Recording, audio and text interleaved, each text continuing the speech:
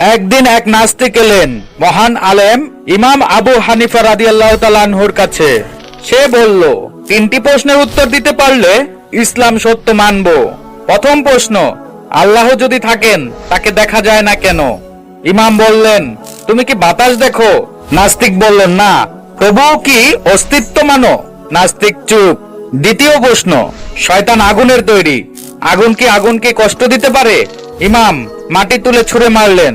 নাস্তিক ব্যথা পেয়ে বলল, আপনি আমাকে মারলেন কেন?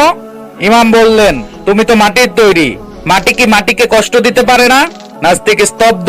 তৃতীয় প্রশ্ন, শয়তান আগুনের তৈরি, তাকে আগুনের শাস্তি কিভাবে? ইমাম বললেন, মানুষও মাটির তৈরি, তবু মাটির আঘাতই কষ্ট পায়। সৃষ্টির উপাদান এক হলেও শাস্তি সম্ভব। নাস্তিক নিরুত্তর হয়ে গেল। শিক্ষা, সত্যকে বুঝতে জ্ঞান ও যুক্তি যথেষ্ট। মৃত্যুর ঠিক আগে লোকটি এমন কিছু দেখলো যা কেউ ভাবতে পারবে না। সে হাসপাতালের বিছানায় শুয়েছিল। হঠাৎ কক্ষে একটি আলো জ্বলে উঠল। লোকটির হৃদয় কেঁপে উঠল, কারণ আলোতে দেখা গেল একজন ফেরেশতা। ফেরেশতা বলল, তুমি আজকে শুধুমাত্র একটি দোয়াই জানলে বাঁচতে পারবে। লোকটি কেঁদে কেঁদে তার দোয়া মনে করলো। আল্লাহর সাহায্যে সে সেই দোয়া করতে পারল ঠিক সময়ে। ফেরেশতা তাকে আশীর্বাদ জানিয়ে চলে গেল।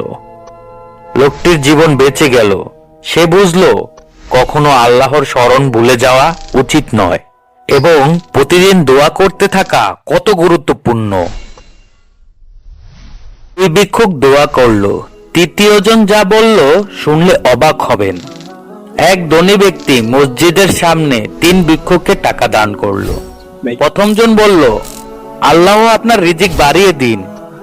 দ্বিতীয়জন বলল, আল্লাহ আপনার পরিবারকে হেফাজত করুন। তৃতীয়জন চুপ ছিল। লোকটি জিজ্ঞেস করলো, তুমি দোয়া করছো না?